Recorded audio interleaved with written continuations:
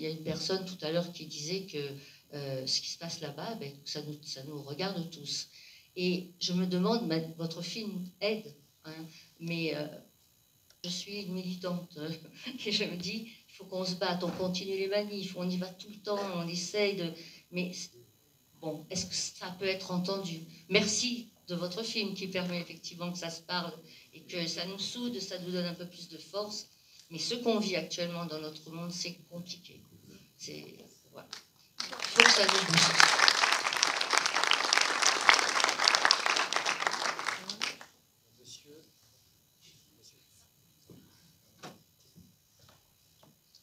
Bonsoir. Merci pour ce film, qui est un témoignage puissant. Vous avez choisi de témoigner sur la situation à Gaza. Et moi, quand j'entends que Gaza est une prison à ciel ouvert, en fait, ce n'est pas une prison à ciel ouvert, puisque même le ciel, il est fermé. La mer est fermée. Et même plus que ça, même le sous-sol est fermé. En fait, c'est une, c'est une enclave qui est fermée de tous les côtés. Et en plus, quand on regarde l'embargo que subit Gaza, en fait, il n'est pas subi que par l'Israël, mais il est subi par les États-Unis, par l'Europe, l'Allemagne, la France, qui se fournissent cet État génocidaire en armes. Il n'y a pas que ça. Même les États arabes, la Jordanie, l'Égypte, la Turquie, l'Arabie Saoudite, les Émirats, le Bahreïn. En fait, tout le monde est contre finalement. Et ma question c'est, je ne sais pas, est-ce qu'on peut considérer que Gaza ne nous donne pas un enseignement pour dire ce sont eux qui sont libres et c'est nous qui subissons l'embargo et qui sommes esclaves de je ne sais pas quoi. Merci.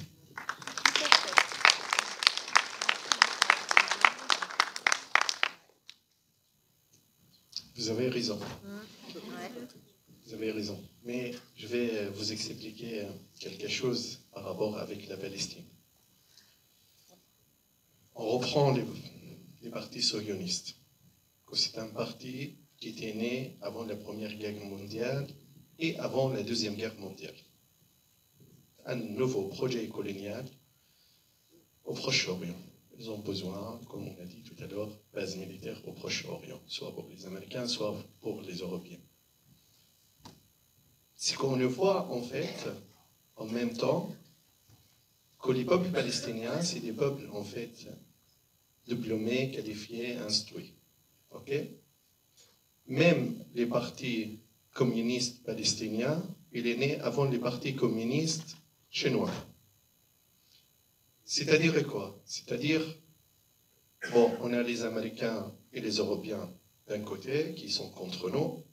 En même temps, on a les régimes arabes qui sont contre les peuples palestiniens en même temps.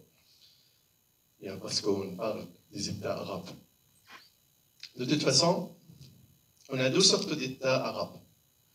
Soit les royaumes, soit les républiques. Les deux, soit les républiques, soit les royaumes, ils ne sont pas des États constitutionnels. C'est-à-dire les dictatures, c'est-à-dire les rois, soit les présidents, ok, ils sont des dictatures, ils ne respectent pas la loi internationale, la loi, en fait, dans leurs États. C'est-à-dire que le projet d'un État palestinien, ça ne fait pas peur, en fait, aux Européens, aux Américains, même aux États arabes, parce qu'ils ont tellement peur qu'ils seront contaminés, parce que la Palestine, il y a 17 partis politiques en Palestine. Ok? Donc, c'est ça, en fait, que la Palestine, il devient un endroit, à la fois, ça fait un danger pour les régimes arabes et pour l'Europe et les Américains. Et quand nous, les Palestiniens, on est conscients de quelque chose. Que peut-être un jour, on va libérer la Palestine, mais le combat, il est tellement lent et tellement difficile. Et on ne va pas remporter une victoire tout seul. Ça, c'est évident. Mais par contre, nous sommes dans un état aussi de faiblesse. Maintenant, c'est-à-dire on est déprimé, il y a un état de dépression chez la jeunesse, chez les vieux, chez les partis politiques et tout le monde. En même temps, la faiblesse, c'est un point fort chez les Palestiniens. Il y a qu'est-ce qu'ils nous proposent? Ils nous proposent la solution de 2 États. Elle n'est plus valable parce qu'ils ont coupé la Palestine en 1000 morceaux. Gaza, ils ont bombardé Gaza, même effacé Gaza. Le résultat est très, très lourd à Gaza. Et les Palestiniens, peut-être leur fort ou leur point fort est dans leur faiblesse. C'est-à-dire, nous ne sommes pas en fait obligés d'accepter 2 États. Peut-être on va aller pour un seul État. D'accord? Mais on a besoin de vous. C'est-à-dire, on a des choix, ok, politiques. Les 2 États, c'est la meilleure solution qui est là sur la table aujourd'hui, mais je ne pense pas qu'il est valable, on peut l'appliquer. Donc on va vers 2 États. Le problème de 2 États, je suis désolé, je vais prendre un peu de temps pour expliquer ce point-là. Le problème de 2 États, que nous sommes les Palestiniens et les Israéliens, nous sommes adolescents politiques au ce moment. Ok? Nous ne sommes pas prêts pour cette idée-là. Un seul État pour les 2 peuples. Ok? Pourquoi pour les Palestiniens, ils ne sont pas favorables à 100% pour cette idée? Parce que si on va vers un seul État, on est en train de trahir les sangs de martyrs et les souffrances de prisonniers palestiniens. Pour les Israéliens, ça fait un danger énorme sur Israël, parce qu'on est en train de détruire le projet sioniste. L'Europe n'accepte jamais un seul État, ni les Américains. D'accord? Ils ont besoin, c'est-à-dire aujourd'hui, la communauté internationale a besoin, c'est juste une sorte d'une unité mère palestinienne à Ramallah, ou à Nablus, ou à Gaza, d'accord? Mais pas un État. Ils ont besoin, comme ça, c'est juste quelqu'un qui protège Israël, d'accord? On le subventionne, d'accord? Donc, c'est ça, en fait, est-ce qu'il y a des projets aujourd'hui ou il n'y a pas des projets? Il y a une guerre, les conséquences de la guerre à Gaza, ce sera tellement difficile à savoir. Parce qu'on ne sait pas, la jeunesse palestinienne, à quoi ils pensent. Parce qu'on est dans un état, là maintenant, on est dans un état de choc total, on ne voit pas qu'est-ce qu'on veut envoler exactement. Donc, c'est pour ça, il faut absolument, on compte sur vous, parce que c'est vous notre force, d'accord? Et les Palestiniens, ils pensent toujours qu'il y a en Europe des sociétés vitales comme la société française.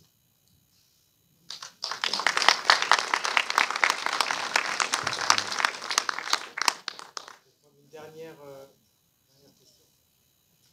Merci. Je voulais remercier le réalisateur du film parce que j'ai appris beaucoup de choses. Voilà. Et puis j'aimais bien aussi ce que vous avez dit à un moment donné dans le film. Vous avez fait une comparaison avec les Amérindiens. Et là, je pense que personne n'en a parlé, mais que c'est très important pour moi. Parce que les Amérindiens, ben voilà, ils sont plus nombreux, mais ils se sont quand même organisés et libérés quelque part. Donc je pense que c'est ça la note d'espoir aussi. Bon, avec du temps. Hein. Moi, malheureusement, je ne vois pas comme une note d'espoir parce qu'ils ne sont pas vraiment libérés, enfin, ils sont dans des réserves. Mais... Si, il y a eu quand même des choses, des avancées en tant que peuple premier, quoi. Oui. Bah, je souhaite aux Palestiniens de s'en sortir mieux quand même après toute cette bataille. Mais... Peut-être qu'il y avait monsieur là-haut, dernière. Vous avez l'honneur de la dernière. Bon, eh bien, merci. À un moment donné, d'abord, merci pour ce beau film, enfin, mais vous avez parlé d'espoir, réalisateur, et certains d'entre vous ont parlé de solidarité. Et moi, d'ailleurs, je parlerai aussi de l'espoir dans la fraternité. Et dans dans les intervenants qui sont devant moi, je sais que beaucoup d'entre vous sont engagés, soit pour les populations, le jumelage un peu entre les populations, entre la Palestine et la France, soit dans le projet de Château d'Eau, et puis le comité Palestine solidaire, auquel bien sûr j'ai adhéré parce que je crois à la solidarité. Mais dans le film, à aucun moment, j'ai vu cet aspect qui a été évoqué. Donc peut-être que pour nous c'est important à l'extérieur, mais c'est peut-être pas vécu, et vous l'avez peut-être pas rencontré au cours de votre film. Et ma question, c'est de dire, mais où est-ce qu'on en est des partenariats ou des correspondants? Alors, monsieur le Bourguignon, pour la paix, a bien cité avec qui il travaillait, mais je me dis, pour les populations, pour le comité Palestine solidaire, Marne-la-Vallée, est-ce qu'on a des interlocuteurs là-bas? Et si on en a, est-ce que dans le film, on ne les a pas vus? Enfin, voilà un petit peu les questions qui me sont venues. Dans le film, on voit quand même au début une femme italienne, blonde, au début du film. Et donc elle, c'est quelqu'un qui travaille dans une ONG et qui avait, entre mille autres choses, super qu'elle faisait, parce qu'elle habitait pendant 30 ans à Gaza. Elle avait aussi créé ce centre d'échange culturel italo-palestinien, dont un des buts, il faisait vraiment beaucoup de choses. Il construisait des terrains de sport, elle faisait beaucoup d'activités pour les femmes. Il y avait beaucoup de choses, mais une des choses, c'était de faire entrer des Italiens à Gaza, dont moi, par exemple. Moi, je me suis adressé à elle justement pour pouvoir rentrer. Et il y avait plein d'autres cinéastes, quasiment tous les cinéastes italiens qui ont fait des films à Gaza, c'est parce qu'ils sont passés par elle, par exemple. Donc, c'est vital. Et même actuellement, toutes les aides médicales, où elle, justement, cette femme dont je viens de parler, elle va bientôt rentrer à Gaza, justement à travers un convoi humanitaire médical, de médecin, quoi, même si elle n'est pas médecin, mais elle a réussi à... Voilà. Et donc elle va bientôt y rentrer, et du coup elle va reprendre contact avec des activités et des gens de Gaza avec qui elle fait de la distribution alimentaire. Donc c'est toutes des choses, c'est des petites choses, mais c'est vital, hyper important. Et même, moi je voulais dire justement, moi je pense que quand on se demande qu'est-ce qu'on peut faire, oui, on peut manifester, bien sûr, il faut absolument le faire.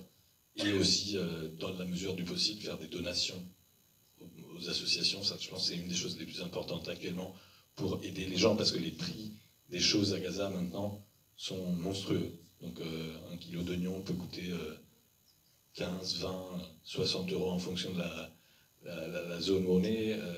Voilà. Donc c'est vraiment, il y a besoin d'argent.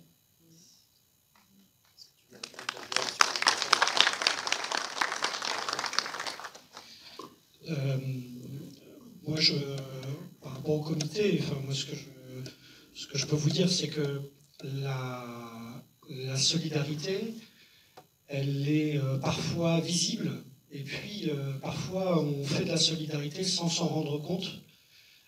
Quand Saïd nous dit qu'il a besoin de nous, ou qu'il a besoin de vous dans cette salle, en réalité, ce qu'il explique, c'est qu'on est en train, par notre présence, de faire acte de solidarité et quelque part de faire acte de résistance, parce qu'on est dans une situation telle d'injustice, d'oppression du peuple palestinien qu'il suffit de parler des Palestiniens aujourd'hui pour aider à l'existence du peuple palestinien.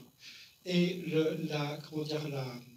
le choc que moi je reçois en visionnant ce film, c'est le rapport à l'actualité aujourd'hui. C'est-à-dire, on ne peut pas, c'est au-delà de l'entendement, d'imaginer un peuple, une société, qui vit, qui a soif de vie, qui grouille de vie dans sa diversité d'opinions, dans ses paradoxes aussi, dans ses divergences peut-être, mais en tout cas on est une société vivante.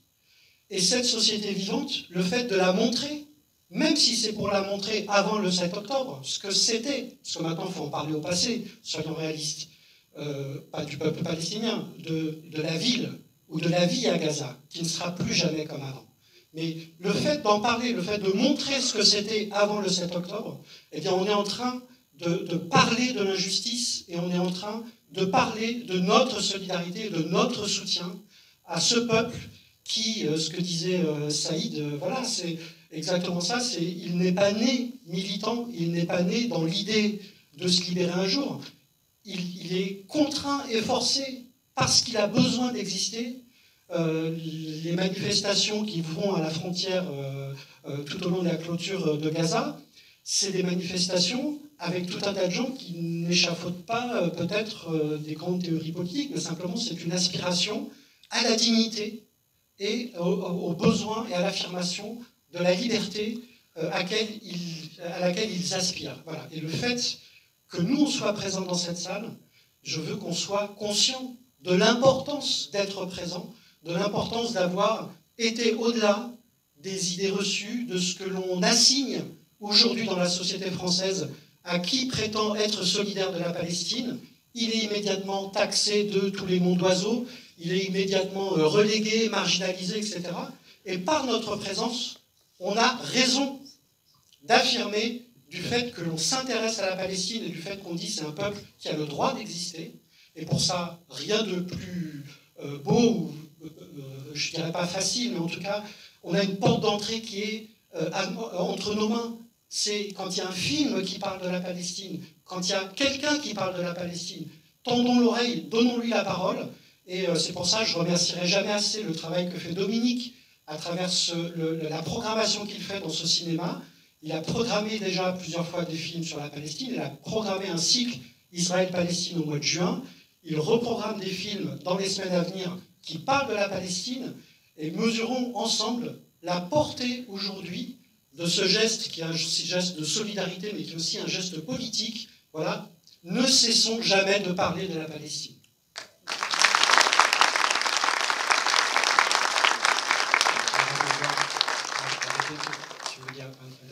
C'est juste un dernier mot parce que je suis parti avec Daniel, on est parti ensemble 2023 en Palestine et bien sûr notre association AJBF, en fait, Association pour joindre les villes françaises avec les camps de réfugiés palestiniens, elle fait un travail énorme. C'est pas parce que je suis membre de l'association, mais il y a des témoins dans la salle. Et en fait, en Cisjordanie, il y a à peu près 24 camps de réfugiés palestiniens. Et on a vu dans les films que tout le monde dit « je suis réfugié ». Et les deux filles, elles sont annoncées que nous sommes des réfugiés palestiniens. C'est-à-dire 67% du peuple palestinien, ils sont des réfugiés palestiniens. C'est pour ça, moi, je voudrais vous dire quelque chose ce soir est très, très dangereux. En fait, les Knesset, les parlements israéliens, a voté une loi, la fermeture de l'UNRWA, l'agence qui donne des services aux réfugiés palestiniens dans les camps, c'est-à-dire les écoles, les santé, les propretés, tous les services. Donc, cette loi, elle sera appliquée à partir de février.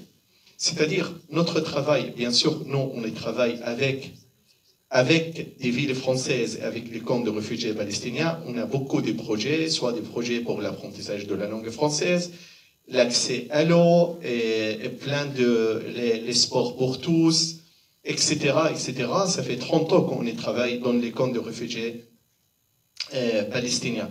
C'est-à-dire, nous, les Palestiniens, ou chez Palestiniens, c'est qu'on vous demande, en fait, c'est pas la solidarité, c'est pas une sardine ou des farines. La solidarité, c'est un sujet politique à 100%. On a besoin de vous pour appuyer sur votre gouvernement pour reconnaître l'État de la Palestine. C'est tout.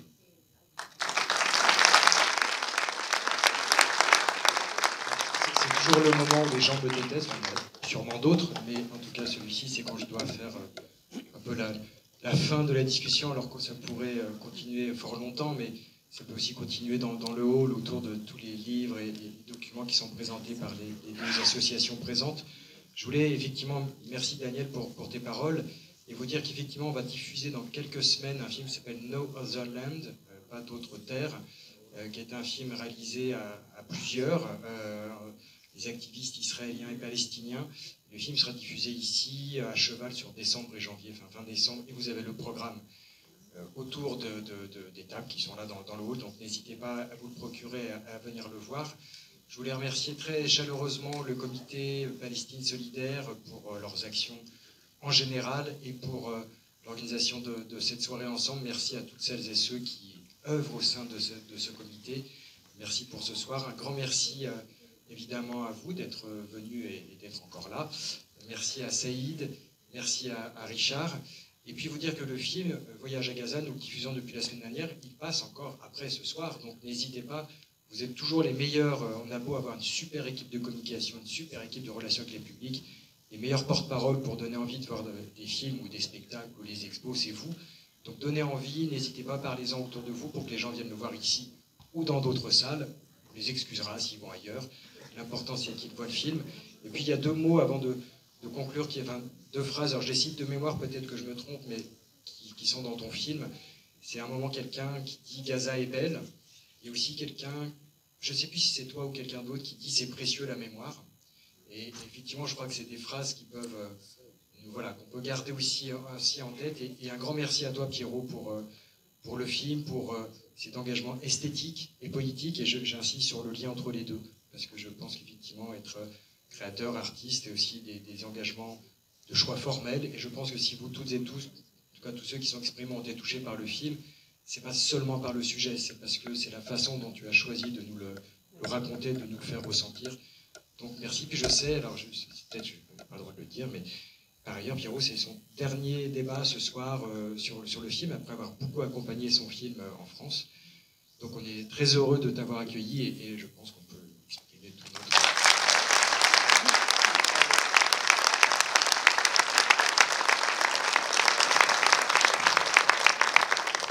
Si vous voulez continuer de discuter encore quelques instants avec nous, on se retrouve dans le hall. On a encore un tout petit moment à éventuellement partager, discuter ensemble avant de se quitter définitivement.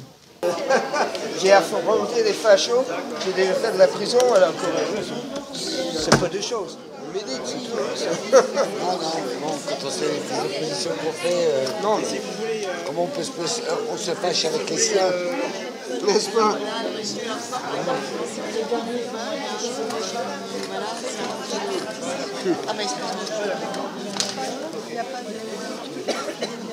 Les gilets jaunes. On a raconté beaucoup de choses fausses, tu sais, sur les gilets jaunes. Ils sont toujours là. Tu as raison. Je suis en vélo moi aussi. Ah non, mais lui, c'est un militant. Moi aussi, hein. Je reste gilet jaune. Le gilet jaune, là. Gilet jaune, oui. Et est-ce qu'on peut vous soutenir dans les projets d'eau là? Il a écrit ça.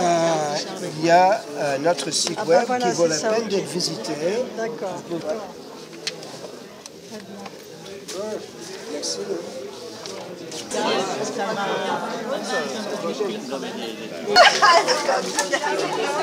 Super. Alors, ceci, il a dit...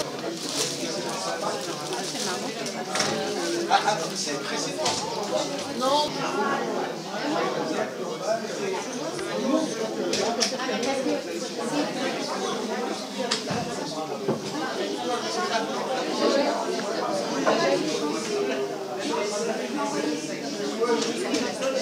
Thank you.